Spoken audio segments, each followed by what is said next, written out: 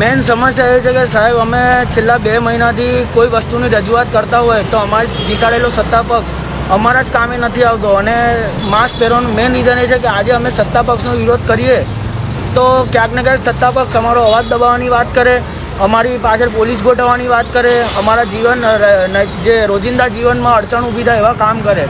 એટલે કાં તો અમારે મોં છુપાઈને નામ છુપાઈને કામ કરવું પડે. આજે એવા દિવસ આવી ગયા છે આ મોદી સાહેબના રાજમાં.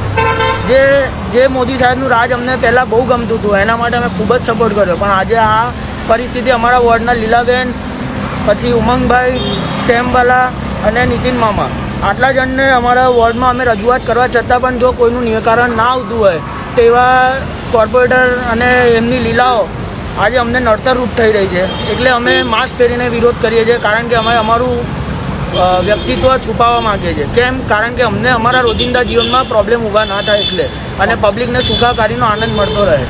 ખાડાની રજૂઆત કેટલા સમય પહેલાં કરી? ખાડાની રજૂઆત મેં 2 મહિના પહેલાં મૌખિક કરેલી છે, પછી મેં વોટ્સઅપ પર મોકલેલી છે 15 દિવસ પહેલાં. એના પહેલાં 1 દિવસ પહેલાં મેં ટેલિફોનિક વાત કરેલી છે. અને એ લોકો દિલ્હીમાં મોદી સાહેબના પૂતળા જોડે ફોટો પડાવવા માટે વ્યસ્ત છે, પણ જ્યારે અહીંયા રોડ પર લોકોના પૂતળા નીકળે એવી પરિસ્થિતિ છે તો કેમ આ મોદી સાહેબ શું જોઈને એ લોકોને દિલ્હી બોલાવે છે? એમના કામ પૂછવા બોલાવે છે કે પછી એમનું નામ પૂછવા બોલાવે છે? તમે કોઈ પાર્ટી સાથે સંકળાયેલા છો?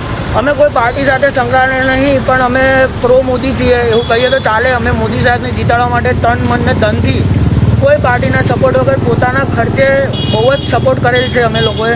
પણ આજે હવે એવો સમય આવી ગયો છે કે અમે એ જ સત્તા સામે અમે નથી બોલી શકતા, લાચાર છીએ અમે.